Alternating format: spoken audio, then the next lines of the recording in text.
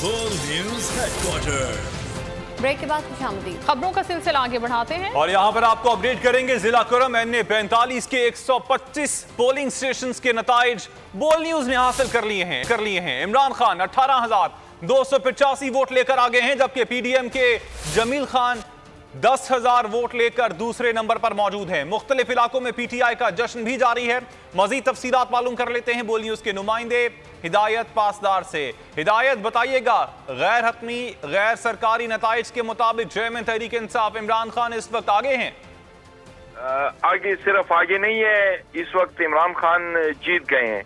जितने वोट रहते हैं और जितना दरमियान में फर्क है, मेरे ख्याल में इस फर्क को ब्रेक करना बड़ा मुश्किल है। और मैं आपको ये भी बताते चलूं, जिस तरह आपने बताया कि 125 पोलिंग स्टेशन में 18,285 वोट हासिल किए, ये भी इस हल्के से एक रिकॉर्ड है।